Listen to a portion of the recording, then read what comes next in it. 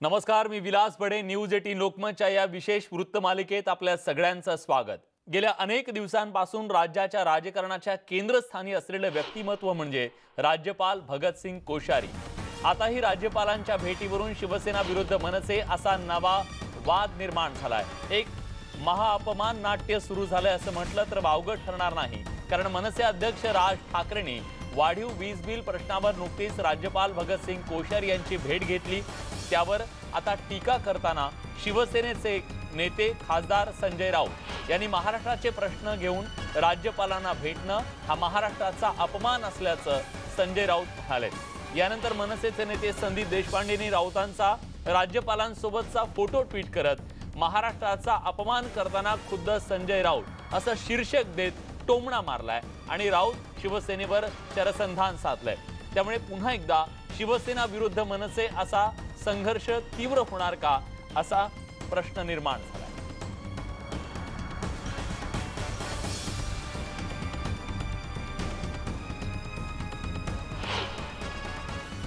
महाराष्ट्राचे प्रश्न घेऊन राज्यपालांना भेटणं हाच महाराष्ट्राचा अपमान आहे. मुख्यमंत्री हे लोकनियुक्त आहेत, सरकार हे लोकनियुक्त आहे. तुम्ही सगळ्या प्रश्नांवरती आधी राज्याच्या मुख्यमंत्र्यांना त्या संदर्भातल्या खात्याच्या मंत्र्यांना भेटलं पाहिजे. तुम्ही अनेक मंत्री आहेत जे चांगलं उत्तम प्रकारे काम करतात, आपापल्या खात्याचं मुख्यमंत्री काम करतायत. तर तुम्ही राज्यपालांना भेटणं, पण राज्यपालांना कार्यकारी अधिकार नाही आहेत हे सगळ्यांना माहिती आहे. राज्यपालांना असं दाखवायचं की महाराष्ट्राचे मुख्यमंत्री सक्षम नाही, राज्यपाल काही दाखवू शकत नाहीत, हे जनता ठरवेल.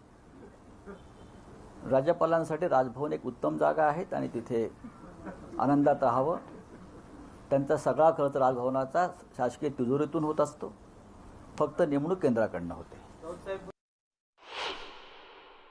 सर्वप्रथम आपण म्हणजे महाराष्ट्र या भ्रमातनं या ठिकाणी बाहेर येण्याची आवश्यकता आहे. महाराष्ट्रातील प्रत्येक नागरिक हा महाराष्ट्र आहे, हा महाराष्ट्राचा भाग आहे, हे लक्षात घेणं अत्यंत आवश्यक आहे. आणि यापूर्वी कधी महाराष्ट्रातील नेते राज्यपालांना भेटले नाहीत का? राज्यपालांकडे प्रश्न घेऊन गेले नाहीत का? आणि त्याच्यामुळं आपल्या मूळ सगळ्या प्रश्नांची सोडवणूक करण्यापासून, मग कोविड असेल, निसर्ग वादळ असेल, अतिवृष्टी असेल, कायदा सुव्यवस्था असेल, या सगळ्या प्रश्नातलं अपयश झाकण्यासाठी या ठिकाणी अशा प्रकारचा 8-10 दिवसातनं वाद निर्माण करायचा आणि जनतेचं लक्ष विचलित करायचं, हा नियोजनबद्ध असा प्रयत्न या वक्तव्याच्या माध्यमातून दिसतोय. दरम्यान मनसेचे नेते संदीप देशपांडे यांनी संजय राऊत यांना खोचक टोला लगावलाय. काय म्हणालेत संदीप देशपांडे आपण बघतोय. त्यांनी एक फोटो ट्विट केलाय ज्यात संजय राऊत हे अगदी कमरेतून वाकून नमस्कार करतायत राज्यपालांना आणि त्यावर ते म्हणतात की महाराष्ट्राचा अपमान करताना खुद्द संजय राऊत. त्यामुळे मनसेवर केलेल्या टीकेला संदीप देशपांडे यांनी सुद्धा जशास तसं उत्तर दिलंय.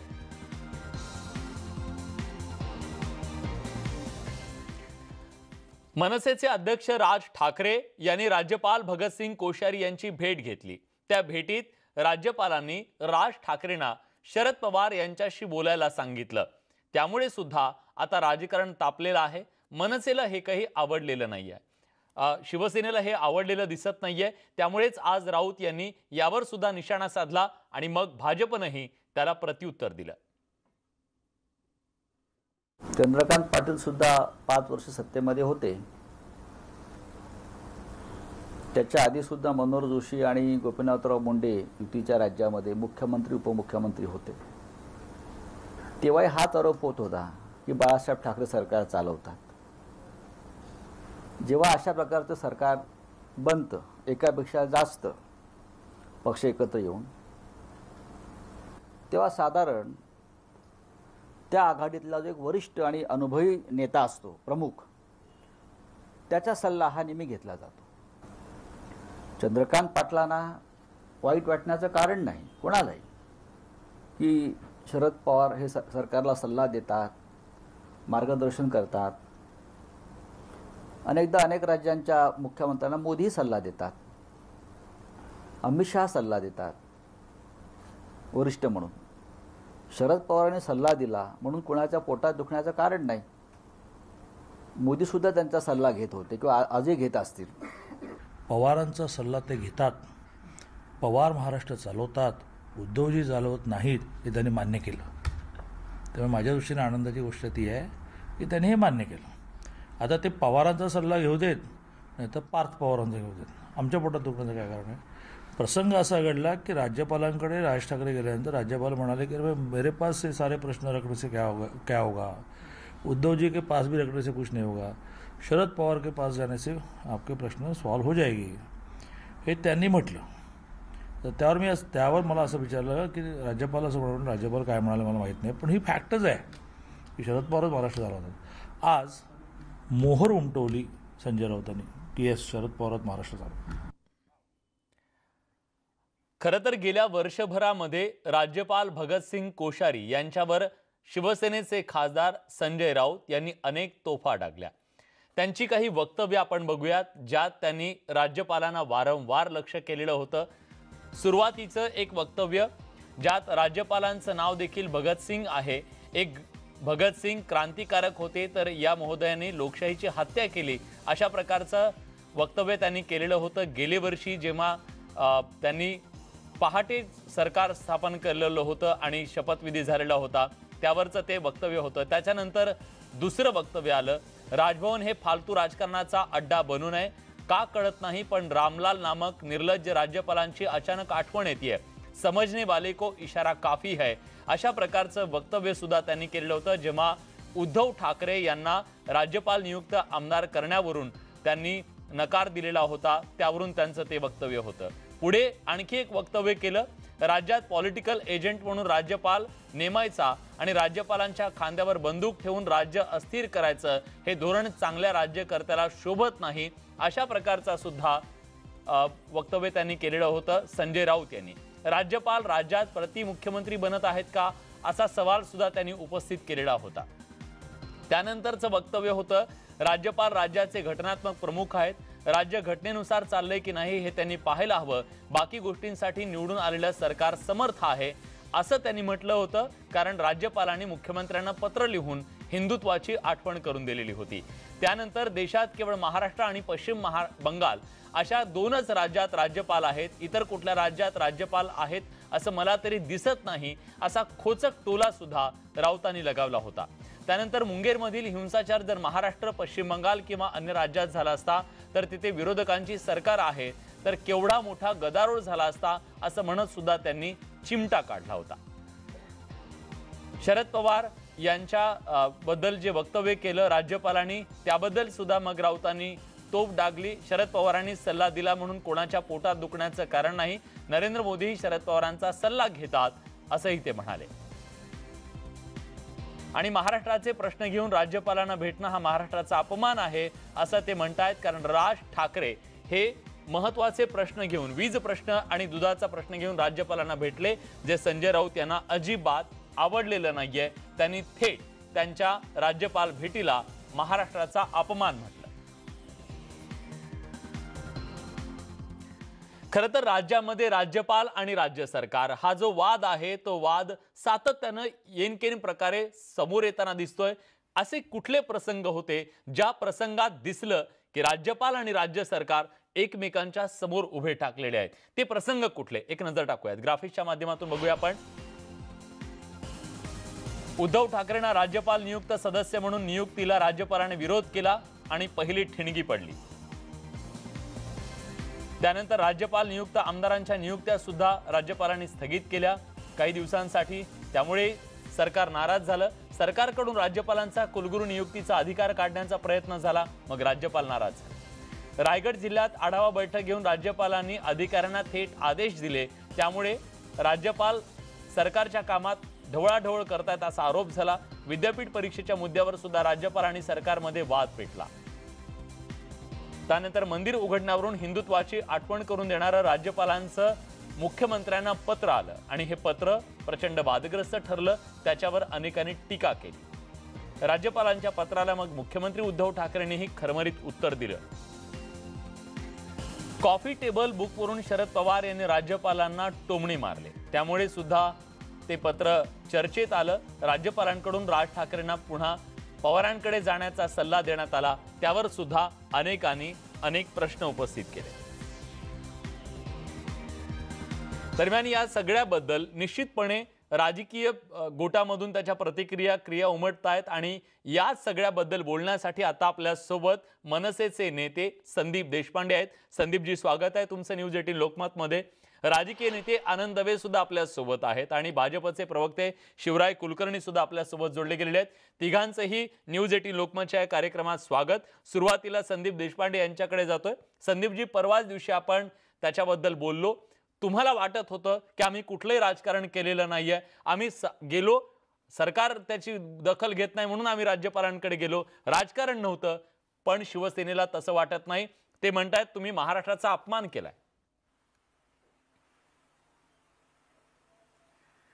मला असं वाटतं संजय राऊत साहेबांचा जो एक अडचण निर्माण झाली आहे. तुम्ही जो तो सिक्रेट गेम्स म्हणून ती सिरियल येते बघा ह्याच्यावर, आय थिंक नेटफ्लिक्सवर येते, त्याच्यातला जो प्रोटोगॉनिस्ट असतो तो स्वतःला देव समजत असतो, अहम ब्रह्मासी असं तो म्हणत असतो. तशा पद्धतीचं काहीतरी मला असं वाटतं संजय राऊतांचं झालेलं आहे. त्यांना असं वाटतं की मी अहम ब्रह्मासी, म्हणजे मी म्हणेन तेच सगळं खरं, मी म्हटलं महाराष्ट्राचा अपमान तर महाराष्ट्राचा अपमान, मी म्हटलं महाराष्ट्राचा सन्मान तर महाराष्ट्राचा सन्मान. मला असं वाटतं त्यांनी जरा आत्मपरीक्षण करायची गरज आहे. ज्या लोकांनी उत्तर प्रदेश दिन या महाराष्ट्रात साजरा केला हेच शिवसेनेचे लोक होते. ह्यांचे प्रकाश सुर्वे तिकडचे आमदार उत्तर प्रदेश दिन साजरा करायला आणि प्रमुख अतिथी होते आदित्य ठाकरे. यांचे अरविंद सावंत मध्ये एकदा बोलले की नाही इथे महाराष्ट्रात मराठी माणूस काम करणारे सगळे भैयेच काम करतात. हेच लोक होते ज्यांनी या महाराष्ट्रामध्ये लाई चाना साजरा केला. ह्यांचेच लोक होते जे सगळे त्या उत्तर प्रदेश मधल्या लोकांचे गोडवे गात होते. हेच लोक होते जे लोक चपला घालून हुतात्मा चौकात बसलेले, विसरले असेल तर यांना आठवण करून देतो. आणि हे आम्हाला शिकवणार महाराष्ट्राचा मान काय महाराष्ट्राचा अपमान काय. यांनी यांना सगळ्या काळामध्ये अफजल खानाची फौज हे ते म्हटलं आणि शेवट कोणाच्या मांडीवर जाऊन बसले, त्यांच्याच मांडीवर जाऊन बसले ना अफजल खानाच्या. आणि हे शिकवणं यांनी तर एवढ्या वेळेला पलट्या मारलेल्या आहेत, एवढ्या वेळेला महाराष्ट्राच्या जनतेशी खोटं बोललेले आहेत. सन्माननीय बाळासाहेबांचे जे विचार आहेत त्या विचारांना तिलांजली देण्याचं काम या लोकांनी केलंय. यांनी तर खरं तर बाळासाहेबांच्या ज्या तत्व आहेत त्या तत्वांचा या लोकांनी अपमान केलेला आहे. त्याची उत्तरं कोण देणार? दुसऱ्यांना सल्ले देत फिरतात. स्वतःचं आत्मपरीक्षण करा. दुसऱ्या शिकव्या ब्रह्मज्ञान आणि स्वतः कोरडे पाषाण अशी अवस्था शिवसेनेची झाली आहे. हे आम्हाला शिकवणार महाराष्ट्राचा मान काय महाराष्ट्राचा अपमान काय. ज्या वेळेला सन्माननीय राजसाहेब ठाकरे 2008 मध्ये मराठी भूमिपुत्रांच्या नोकऱ्यांसाठी जेव्हा लढत होतो, जेव्हा महाराष्ट्र नोंदणी रस्त्यावर होती, जेव्हा पोलीस आम्हाला तुडवून काढत होते, त्यावेळेला हे शिवसेनेचे नेते बिळामध्ये लपले होते. हे आम्हाला शिकवणार महाराष्ट्राचा मान काय महाराष्ट्राचा अपमान काय. आज यांना आठवण आली. केम छो वरळी नावाचं पोस्टर लावलेलं आदित्य ठाकरेंनी वरळीला, त्यावेळेला महाराष्ट्राचा अपमान नाही झाला. त्यावेळेला महाराष्ट्र मराठी म्हणून आठवलं नाही. त्यावेळेला काय दिसली? मतं दिसली फक्त. त्या शोभा देशपांडे बिचाऱ्या बसलेल्या त्या दुकानाच्या बाहेर, तेव्हा या लोकांना आठवण झाली नाही. आता आम्हाला शिकवताय तुम्ही. लाज वाटली पाहिजे ना खोटं बोलताना. आनंद वेजी, राज्यपालांना भेटणं हा महाराष्ट्राचा अपमान कधीपासून झाला? नाही विलाजी, मुळात संदीपजींना असा विषय सांगा नेमका काय. त्यांना विषय कदाचित कळलाच नाही किंवा ऐकलं नसेल त्यांनी. त्यांना माहित आहे महाराष्ट्रातला मीच देव आहे, अहम ब्रह्मास्मी, मी महाराष्ट्र पादाक्रांत करेल. हे वाक्य ओ संदीपजी थांबा जरा, आता मी तुमच्या मध्ये नाही आलेलो. त्यामुळं हे महाराष्ट्रातला कोणता नेता असं बोलत होता की मीच सगळ्यात मोठा, मीच सगळ्यात भारी, हे अख्ख्या महाराष्ट्राने बघितलंय, त्याच्यावर जायला नको. मराठी एका पत्रकारांनी थांबा संदीपजी मी तुम्हाला पूर्ण बोलू दिलेलं, मला बोलू द्या. एका पत्रकारांनी हिंदीत प्रश्न विचारला म्हणून प्रेस कॉन्फरन्स सोडून जाणारे राज ठाकरे मागच्या वर्षी भैयांच्या मीटिंग मध्ये हिंदीमध्ये भाषण करताना ह्या महाराष्ट्राने बघितलंय, रडलाय महाराष्ट्र. तुम्ही त्याच्यामध्ये जाऊन नका. पहिलं दुसरं मला कळत नाही, आज राऊत साहेब मी स्वतः तिथं कार्यक्रमात होतो आज पत्रकार परिषदेमध्ये, एक सहज बोलता बोलता बोलले की राज्यपाल ज्या पद्धतीनं सगळ्यांना भेटत आहेत त्यात मनसेला एवढं वाईट वाटायचं कारण काय मला हेच कळत नाहीये. बरं माननीय राज्यपाल भेटून करतायत काय तर सांगतायत ते शरद पवारांना जाऊन भेटा, पण जेव्हा फोन येतो एखाद्या नेत्याचा किंवा शिष्टमंडळाचा तेव्हाच सांगायचं ना की माझ्याकडे येऊ नका, राजकीय नेत्यांचा प्रश्न आहे. राज्यपालांना भेटण्यापेक्षा राज्यपाल भेटतायत ना त्याचा आम्हाला जास्त वैषम्य वाटते. महाराष्ट्राचा त्याच्यामध्ये जास्त अपमान होतोय. कोण भेटते लाईट बिल कमी करा म्हणून, कोण भेटते आणखी कशासाठी म्हणून, कंगना भेटते माझ्यावर अन्याय झाला म्हणून. काय करताय तुम्ही? राज्यपालांचे काम आहे का तर नक्की नाहीये. स्वतः राज्यपाल सांगतात माझं काम नाहीये. अमित शहा गृहमंत्र्यांनी जेव्हा त्यांना खडसावलं त्यानंतर तरी राज्यपालांना कळलं असतं की आता मी माझ्या मर्यादेत राहावं. याचं दुःख जास्त आहे. आज महाराष्ट्राचं राज्यपालाच्या हिशोबाने महाराष्ट्र बदनाम होतो आहे. ही संजय राऊत साहेबांची आज खंत होती त्यांनी व्यक्त केली, त्यांना करू द्या ना. आनंदवेजी महाराष्ट्राच्या इतिहासात पहिल्यांदा गेले का तर नाही घेतलं. मग संदीप देशपांडेंना वाईट वाटायचं कारण काय? बरं ठीक आहे, संदीप देशपांडेची उत्तर द्या, मी नंतर तुम्हाला प्रश्न विचारतो. आम्हाला नाही वाईट वाटलंय. असं आहे. मग कशाची तुम्ही करताय एवढं सगळं? साहेबांना कदाचित माहित नसेल की यांचेही ऐका अहो संजय राऊत स्वतः त्यांना कमरेतनं खाली लोटांगण घालतानाचा फोटो ट्विट केला मी, तो एकदा बघा. तो महाराष्ट्राचा अपमान नाही का? वयाचा मान ठेवला जाईल ना, वयाचा मान ठेवला जाईल. चुकला तर चुकला सांगायलाच पाहिजे ना, भेटत असते का नाही करायचा? मुख्यमंत्री लोकांच्या त्याच्या पुढे सुद्धा जर राऊत साहेब त्यांना भेटायला गेले तर वाकून नमस्कार करतील ना, करू द्या ना नमस्कार. तुम्हाला काय अडचण आहे नमस्कार द्यायला करायला? त्यांना पहिले एकदा सांगा की घरातनं बाहेर पडणार. पंतप्रधान कुठे सांगता तुम्ही 3 महिने किती बाहेर पडलाय? तुम्ही किती बाहेर पडला 3 महिने? का लोकांनीच घरी बसवलं असं सांगा. हो आम्ही रोज बाहेर पडतो, आम्ही रोज रस्त्यावर लोकांना भेटतायत, शिष्टमंडळ भेटतायत. लाज वाटते का तुम्हाला? बाहेर पडतो शेवटच्या 15 मुख्यमंत्री आहोत. संदीपजी वाईट असं वाटतंय तुम्हाला की मुख्यमंत्री झाले असं वाईट वाटतंय? फिरणार नाही, जागेवर बसून जास्त काम करता येतं. एका दिवसात एकच दौरा करता येतो, जागेवर बसून 50 शिष्टमंडळांशी संपर्क करता येतो, 25 आयुक्तांना सूचना देता येतात, कंट्रोल करता येतो. नाही आपल्याला वैयक्तिक नको जायला. दवेजी माझा साधा सरळ थेट प्रश्न आहे. जगाने माझा साधा सरळ थेट प्रश्न आहे. अभिनंदनाची गरज नाही, राज्यपालांकडे गरज नाही. राज्यपालांकडे गेल्या 70 वर्षात पहिल्यांदा कुणी राजकीय नेते गेले का हो? तुम्ही लोक टीका करतात तरी घराच्या बाहेर पडत नाहीत. या 70 वर्षात पहिल्यांदा कुठले तर राजकीय नेते राज्यपालांकडे गेले, याच्या आधी कोणी नेते गेले नाही, तेव्हा महाराष्ट्राचा अपमान नाही झाला? 100% सांगतो तुम्हाला, राज्यपालांकडे आठवड्याला 4 लोक जाऊन भेटत असतील, 4 शिष्टमंडळ जाऊन भेटत असतील, पण लाईट बिल कमी करा, दूध भट्टी कमी करा, भाजीपाला, ते अधिकारच नाहीत ना. मुळात राज्यपालांनी सांगितलं पाहिजे की माझ्या अधिकार क्षेत्रात येत नाही, मी राजकारणात नाहीये. नाही उद्या राज्यपाल पदाचा राजीनामा दिल्यावर विधान परिषद विधानसभा लढतो राज्य महाराष्ट्रातनं, मला काही अडचण नाहीये. ते पहिले सांगा तुम्ही कशासाठी भेटायला पाहिजे का नाही तुम्हाला? आनंदवेजी ते म्हणतायत की आम्ही मंत्र्यांना भेटलो, तिथून उत्तर मिळालं नाही म्हणून आम्हाला जावं लागलं, आमचा प्रश्न सुटत नाही म्हणून राज्यपालांकडे जावं लागलं. मग शेवटी राज्यपालांनी काय उत्तर दिलं? पवार साहेबांना जाऊन भेटा हेच उत्तर दिलं ना. राज्यपालांनी काय आश्वासन दिलं? आता सत्तेपासून खूप लांब आहे मनसे, हा भाग वेगळा, पण त्यांना कळलं तर पाहिजे की राज्यपालांना किती अधिकार आहे, काय अधिकार आहेत ते. ठीक आहे. अहो दवे, राज्यपाल हे घटनेने दिलेले राज्याचे प्रमुख आहेत आणि जर राज्यातले मुख्यमंत्री काम करत नसतील तर कोणाकडे जायचं? शरद पवारांना भेटायचं चुकीचं होतं का? डायरेक्ट त्यांना काही निकाल द्यायचा अधिकार आहे का? त्यांना निर्णय घ्यायचा अधिकार आहे का संदीपजी? मग त्या आता बघायला जिल्हाधिकाऱ्यांना सूचना द्यायचा अधिकार आहे. तुम्ही कधी गेलं नाही का तुमचं शिष्टमंडळ राज्यपालांकडे? हेच कळत नाही. आज राऊत साहेबांनी मनसेचं नावही घेतलेलं नाही, त्यांनी जनरल की राज्यपाल सगळ्यांना भेटतात, हा महाराष्ट्राचा अपमान होतो. तुम्ही व्यक्तिगत घेताय कशाला? याच्या आधी समोर तसा माणूस असतो तसं बोलावं लागतं आम्हाला. का सांगू आम्हाला ते? तुमचं डोकं ठिकाण. राज्यपालांना अधिकार, राज्यपालांनी शेवटी काय सांगितलं? पवार साहेबांना भेटा. तुम्ही शेवटी पवार साहेबांचीच वेळ मागितली ना. अधिकार कोणाला काय आहे तो आम्हाला अर्थ स्पष्ट आहे ना. तुमच्याकडनं शिकायची गरज नाही आम्हाला नागरिक शास्त्र. ठीक आहे, मला या चर्चेमध्ये भाजपला सुद्धा घ्यायचंय. दवेजी येतो मी तुमच्याकडे. शिवराय कुलकर्णी आता आपल्या सोबत आहेत. शिवरायजी, सातत्यानं तुम्ही राज्यपालांकडे जाता, मनसे तर आता यावेळेस पहिल्यांदा गेली, पण तुम्ही सातत्यानं भाजपचे वेगवेगळे शिष्टमंडळ म्हणजे सगळ्या क्षेत्रातले शिष्टमंडळ ही राज्यपालांकडे जात आहेत आणि कुठंतरी सत्ताधारी पक्ष असेल तिघांनाही ते अजिबात आवडत नाहीये. मग त्यांना आवडत नाहीये तर तुम्ही सातत्यानं ते करताय. तुमच्या या भूमिकेबद्दल सुद्धा प्रश्नचिन्ह निर्माण केलं जाते की 2 सत्ता केंद्र निर्माण करण्याचा हा प्रयत्न आहे. नाही, अजिबात नाही. आणि त्यांना काय आवडत नाहीये याच्यावर महाराष्ट्र चालत नाही. आपण या विषयाला थोडं सुरुवातीपासून पाहूया. आज जे संजय राऊतांनी म्हटलं की राज्यपालांना भेटणं म्हणजे महाराष्ट्राचा अपमान आहे, म्हणजे उद्धव ठाकरेंच्या विरोधातली कुठली कृती दिसली की तो महाराष्ट्राचा अपमान, हा गैरसमज एक तर पहिले संजय राऊतांनी दूर केला पाहिजे. या महाराष्ट्र सरकारचं जे काही पाप आहे, यांची जी अकार्यक्षमता आहे आणि हे जे बिळात जाऊन बसलेले आहेत ते लपवण्यासाठी रोज कुठलं तरी वादग्रस्त विधान करायचं आणि त्यावर नवा वाद उडवायचा, हा धंदा संजय राऊत खुलेआम रोज करतायत. त्याच्यामुळे ही निव्वळ वाचाळगिरी आहे. या वाचाळगिरीशिवाय याला दुसरं महत्व नाही. दुसरा महत्वाचा मुद्दा असा आहे की 22 मार्च पासून मुख्यमंत्री कुठल्या शिष्टमंडळाला भेटत नाहीत. मुख्यमंत्री वर्षावर येत नाहीत, मुख्यमंत्री मंत्रालयामध्ये येत नाहीत. मोठे मोठे विषय हे जसेच्या तसे कागदावर असतात. 100 पत्र लिहिले देवेंद्रजी फडणवीसांनी. हे 100 पत्र काय वाह्यात पत्र होते का?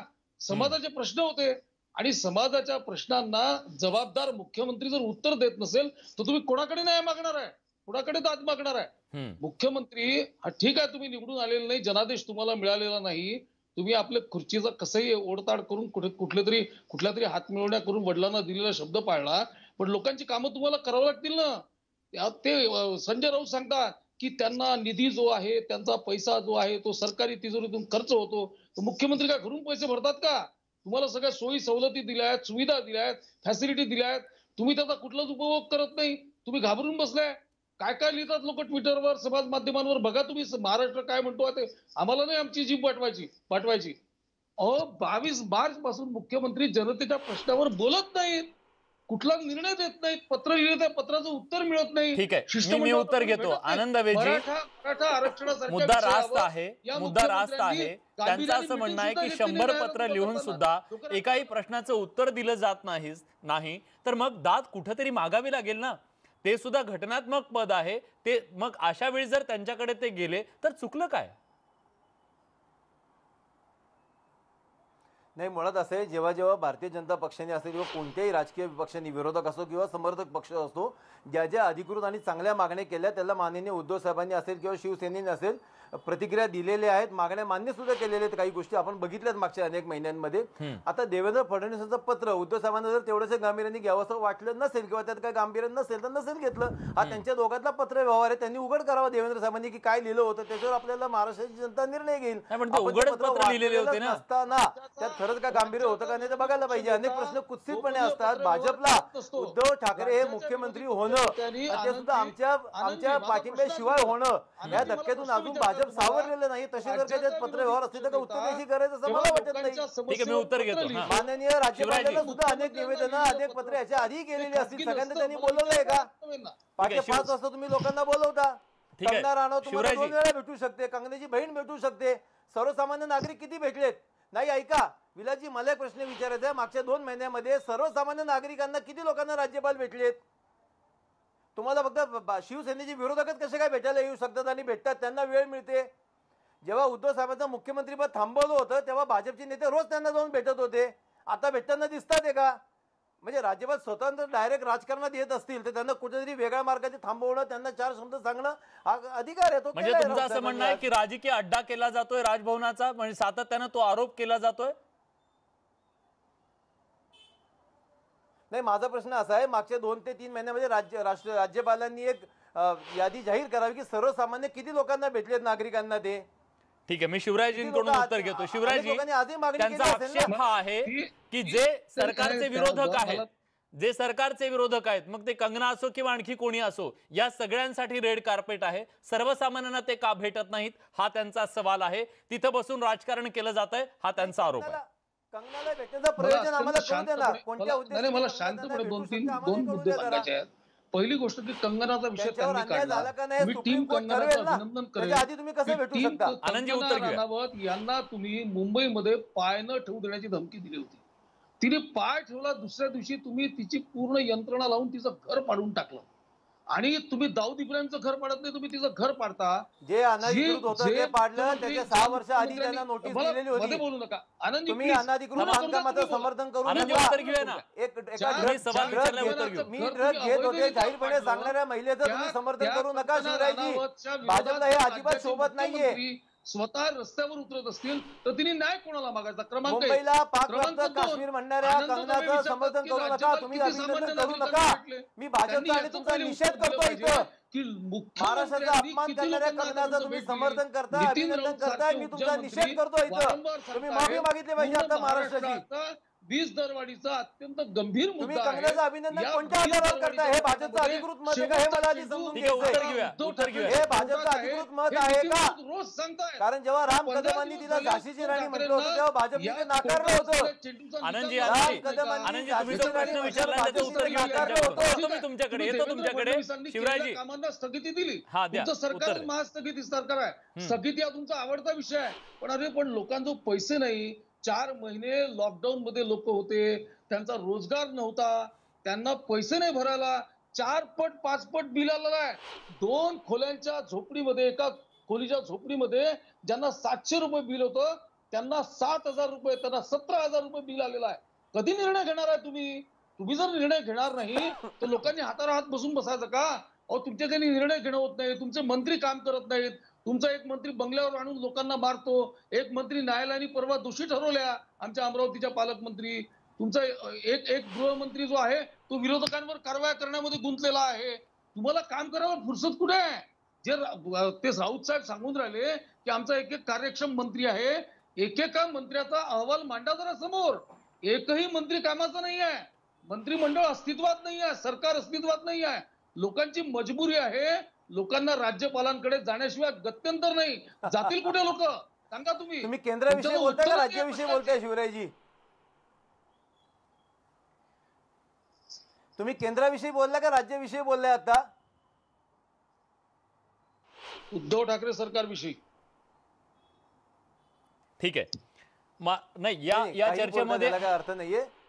या चर्चेमध्ये मला आणखी काही महत्त्वाचे मुद्दे घ्यायचे आहेत की गेल्या काही दिवसांपासून सातत्यानं सरकार विरुद्ध राज्यपाल हे जे चित्र निर्माण झालेलं आहे, या चित्रामध्ये आता हे एकमेकांची मनं सांधणं खरंच खूप अवघड झालेलं आहे का?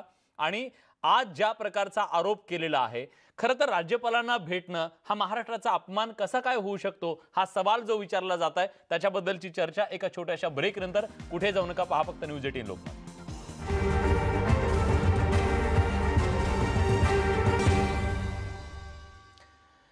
ब्रेक नंतर तुमचं पुन्हा एकदा स्वागत. न्यूज 18 लोकमतवर आपण विशेष कार्यक्रम पाहतोय. वृत्तमालिका आमची महा अपमान नाट्य असं का म्हणावं लागतंय? त्याचं कारण म्हणजे राज ठाकरे राज्यपालांकडे राज्यातल्या 2 महत्त्वाचे विषय घेऊन गेले आणि शिवसेनेला मात्र त्याचा राग आलाय आणि ते थेट त्याला महाराष्ट्राचा अपमान म्हणू लागलेले आहेत.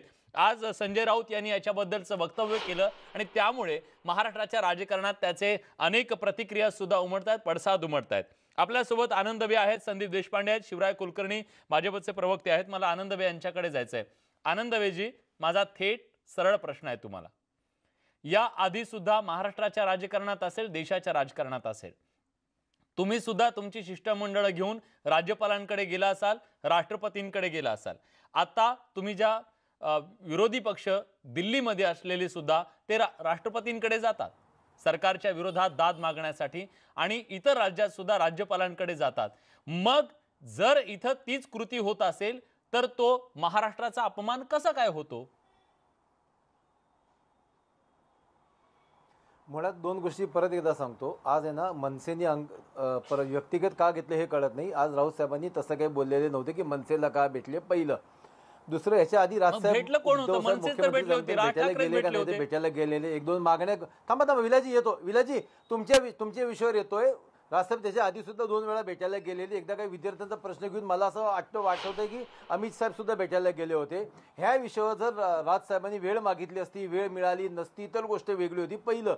दुसरं, राज्यपालांना याच्या आधी भेटले का नाही का सेनेचं म्हणलं तर 100% भेटले. मग ते लाईट बिल कमी करा, भाजी द्या, दुधाचा भाव कमी करा, यासाठी भेटले का तर नाही भेटलो.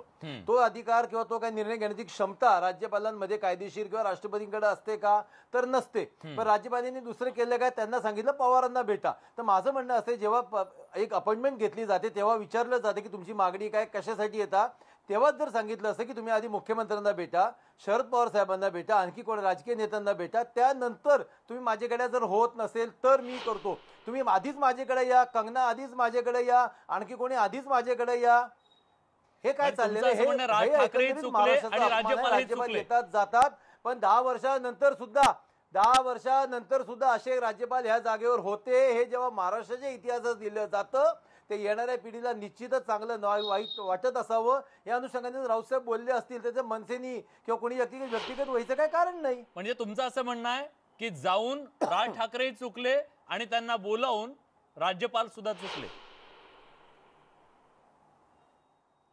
आमचं म्हणणं आहे राजसाहेबांच्या पेक्षा, मनसेपेक्षा, कंगनापेक्षा सुद्धा मी अपॉइंटमेंट कोणाची मागू शकतो, मला मिळते, मला देतात, याच्यावर राज्यपालांकडनं एकदा पुनर्विचार व्हायला पाहिजे होता असं माझं मत आहे. ठीक आहे संदीपजी, त्यांचं असं म्हणणं आहे कार्यकारी ज्या पद कंगना राणावत हे स्पष्टपणे राज्याच्या सांगतात की मी मुख्यमंत्र्यांकडे आधी असतं, कार्यकारी निर्णय घेणं, ज्या त्यांनी गोष्टी सांगितल्या, विजेचा प्रश्न, हे सगळे प्रश्न, कार्यकारी पद आहे तिथे त्यांच्याकडे जायला पाहिजे होतं, मग राज्यपालांकडे कशाला गेले? त्यात सुद्धा त्यांचं राजकारण दिसतंय.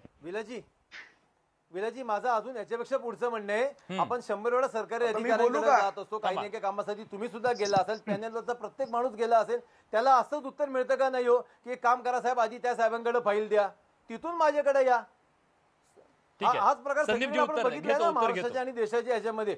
सगळंच माझ्याकडे आणा, अनधिकृत बांधकाम त्यांना तर अनधिकृत बांधकाम आहे थांबायला का सांगा, नाही, मग मी पाडले, बोलतो. माझ्याकडे या, ठीक आहे. कर्ज घेत होते सांगितली, आनंदजी, माझ्याकडे या, आनंदजी, पाणीपट्टी, उत्तर बरं, घेऊया, पाण्याची उत्तर बिलं, घेऊया. ऐका लाईट बिल असतील, पाण्याची बिल असतील, ह्याच्या आधी टेक्निकल मिस्टेक झाल्या नाहीत का? होतात ना, मग त्यासाठी राज्यपाल ऐका आता, सगळ्यांना हो, बिल आली, दवे, सगळ्यांना राज्यपाल ऐका भेटणार आहेत आता. का ते सांगा.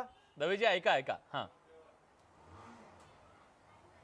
बोला. मुळात विषय असा आहे, जर दवे साहेबांना माहित नसेल नागरिक शास्त्र तर त्याचा थोडा अभ्यास केला पाहिजे. नागरिक शास्त्रामध्ये राज्यपाल हे घटनेचे प्रमुख सांगितलं ना, आहेत. चौथीचं करा एक तुम्ही. त्यांच्याकडे पद आहे आणि त्यांचे काय अधिकार आहे त्याचा एकदा नीट अभ्यास. आता ऐका मी काय बोलतोय ते. राज्यपालांकडे जायच्या आधी आमचं शिष्टमंडळ, नितीन राऊत जे ऊर्जा मंत्री आहेत, सन्माननीय अजित पवार जे महाराष्ट्राचे उपमुख्यमंत्री आहेत, ऊर्जा सचिव अमिताभजी जे महाराष्ट्राचे ऊर्जा सचिव आहेत, बीएसटीचे जनरल मॅनेजर, यातल्या सगळ्यांना भेटलो आम्ही. त्या कंपनीचे मालक, सीईओ अदानीचे ते स्वतः राजसाहेबांना घरी येऊन भेटले. MERC कडे आम्ही एक रिप्रेझेंटेशन दिलं. MERC मध्ये कसे या लोकांनी, वीज कंपन्यांनी खोटे खर्च दाखवले हे त्यांना दाखवलं.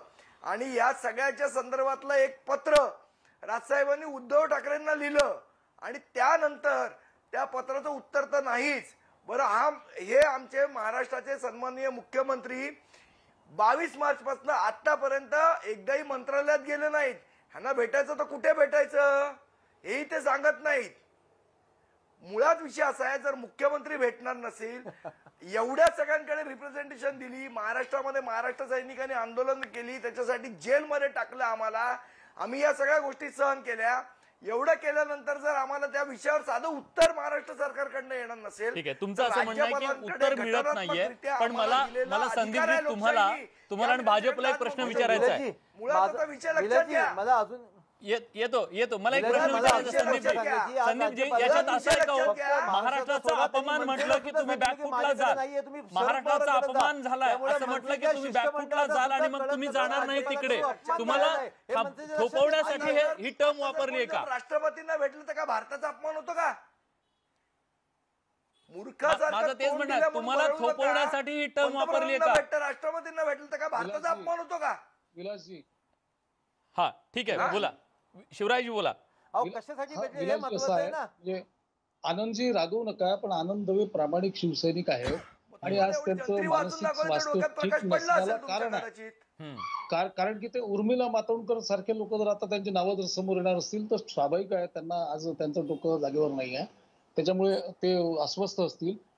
एक गोष्ट लक्षात घ्या, या उद्धव ठाकरेंच्या अवतीभोवती जे वर्तुळ आहे त्यात प्रामुख्याने संजय राऊत जे आहेत यांनी एक हल्ला चढवणं सुरू केला. ठरवून टाकलं. दसरा मेळाव्यामध्ये काय होतं, महाराष्ट्रद्रोही, महाराष्ट्र अपमान. महाराष्ट्र म्हणजे उद्धव ठाकरे आहेत का? उद्धव ठाकरेंशिवाय महाराष्ट्र नाही आहे का? शरद पवार म्हणजे महाराष्ट्र नाही आहेत का? भारतीय जनता पार्टीचे नेते म्हणजे महाराष्ट्र नाही आहे का? राज ठाकरे म्हणजे महाराष्ट्र नाही आहे का? प्रकाश आंबेडकर म्हणजे महाराष्ट्र नाही आहे का? हे कोणी महाराष्ट्राचे नाही. आणि महाराष्ट्राचा ठेका फक्त उद्धव ठाकरेंनी ज्यांना जनादेश नव्हता जबरदस्तीने खुर्ची मिळवली, कुठल्याही वाटेल त्या सगळ्या लबड्या करून, आणि ते म्हणजे महाराष्ट्र, ते म्हणजे महाराष्ट्राची अस्मिता. पूर्ण दसरा मेळाव्याच्या भाषणामध्ये त्यांनी पूर्णपणे फोकस महाराष्ट्र ध्रुवावर ठेवला. आम्हाला सगळ्यांना महाराष्ट्र द्रोही ठरवून तो जनादेश होता?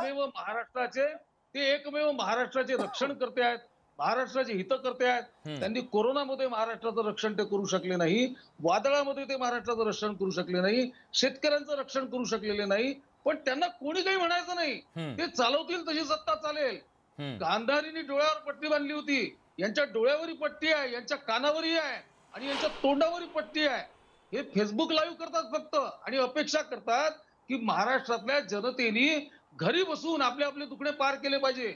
विजेचं बिल आलं तुम्ही भरलं पाहिजे, तुम्ही जो अन्याय कराल, अहो तुम्ही कर्जमाफीची घोषणा केली, तुम्ही परत पंतप्रधानांविषयी बोलताय, मी महाराष्ट्र राहणार आहे ना, मुख्यमंत्र्यांविषयी बोलायला सांगा. 3,000 लोकांची कर्जमाफी झाली आहे फक्त 1 लाख पैकी. काय तुम्ही सांगून राहिले? ठीक आहे, लोक पण मला आनंद दवेंना एक विचारायचं आहे. आनंद दवेजी येतो शिवराजी येतो तुमच्याकडे.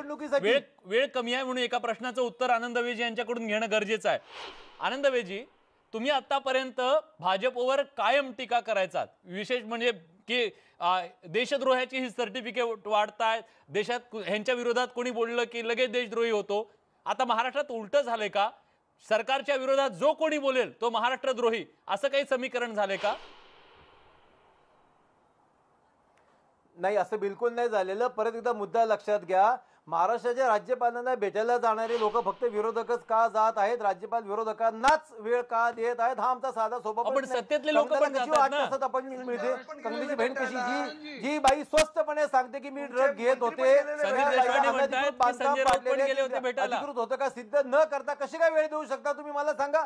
लाईट बिलासाठी या, दूध पट्टीसाठी या, पाणी पट्टीसाठी या, मग सगळ्यांना सोडूनच द्यावं ना, सरळ सरळ राजकारण द्यावं. विधानसभेची निवडणूक ठाकरे घरात बसलेले आहेत, लोकांना भेटत नाही म्हणून लोकांना काय हाऊस नाहीये हे लक्षात ठेवा. सगळी कामं व्यवस्थित होतात, सगळी कामं व्यवस्थित होतात.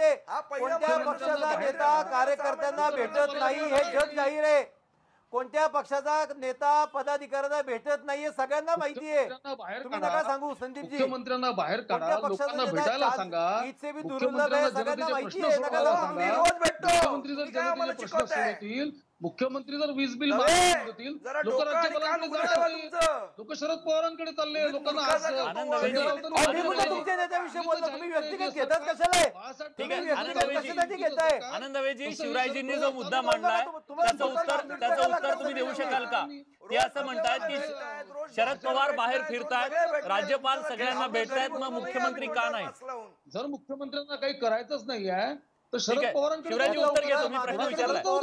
एकदा दिलं होतं की कर्णधार असतो तो एका जागी बसून जास्त निर्णय घेऊ शकतो. माननीय शरद पवार सारख्या प्रगल्भ नेत्यांनी असं उत्तर दिल्यानंतर याच्यावर आपण काही वेगळं बोलायला नकोय. उद्धव साहेब एका ठिकाणी बसून 10 निर्णय घेऊ शकतात एका तासामध्ये. ते निर्णय एका ठिकाणी फिरण्यात जो वेळ जातो त्याची नाही होऊ शकत. त्यांना बरीच कामं आहेत. सत्तेवर आहेत, मुख्यमंत्री भेटण्याच्या आधी लोक सोलापूरला दौरे केले, दुसऱ्या भागात दौरे केले.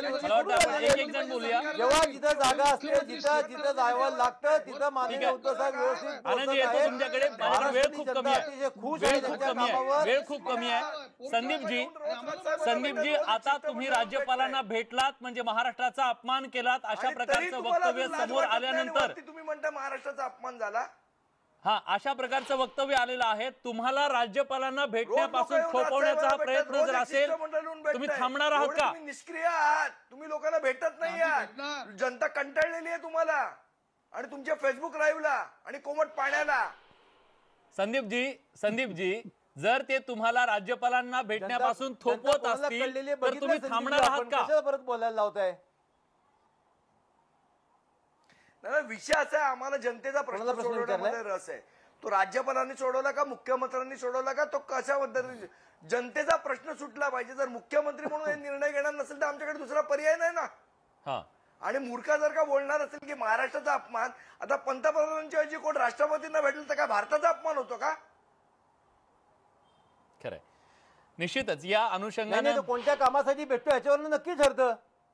त्याची मानसिकता काय भेटण्याची याच्यावरच ठरतं ना. असं काय नसतं हो दवे. पहिले नीट नागरिक शास्त्र समजून घ्या.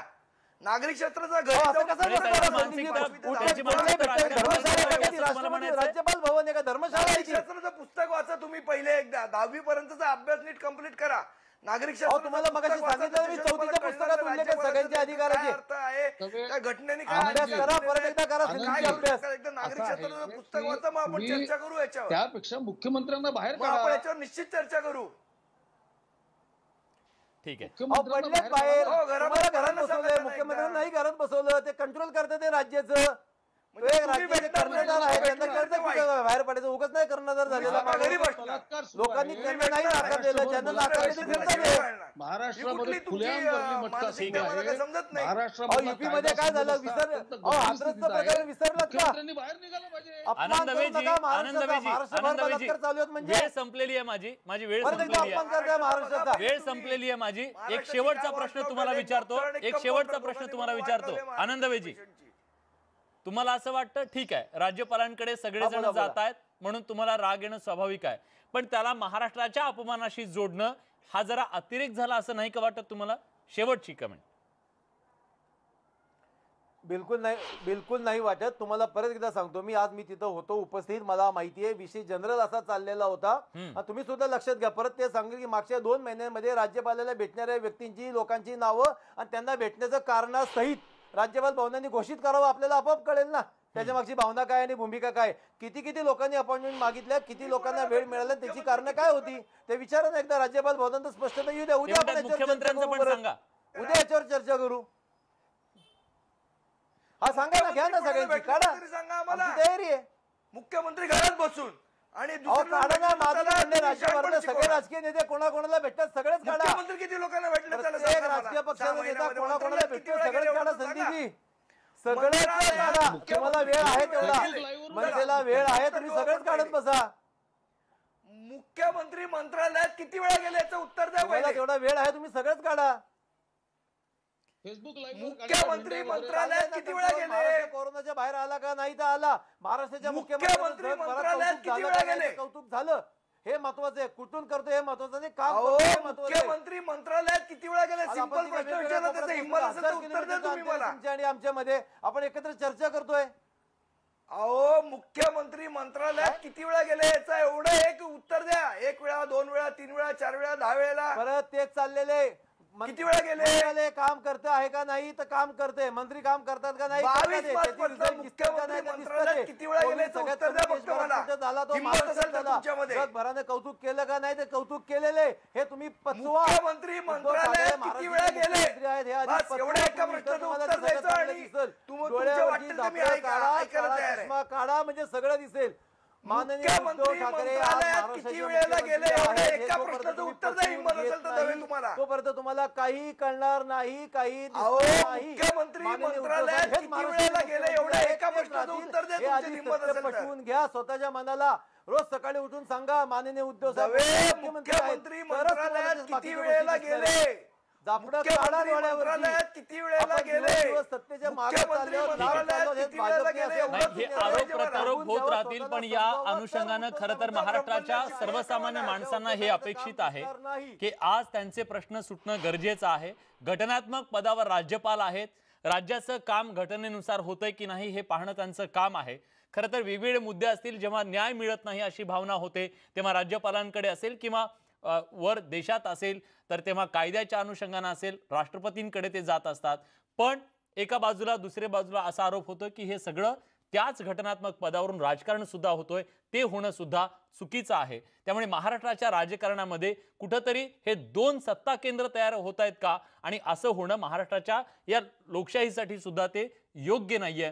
पण आज हा दुरावा जो आहे तो सांधला जाणं खूप गरजेचं आहे. याच्यासाठी सगळे प्रयत्न करतील अशी आशा करूया. आजच्या या कार्यक्रमात आपण सगळेजण आलात आणि याबद्दल आपली तुमची जी भूमिका आहे ती मांडलात, त्याबद्दल सगळ्यांचे मी आभार व्यक्त करतो. या कार्यक्रमात आपण इथेच थांबतोय. धन्यवाद.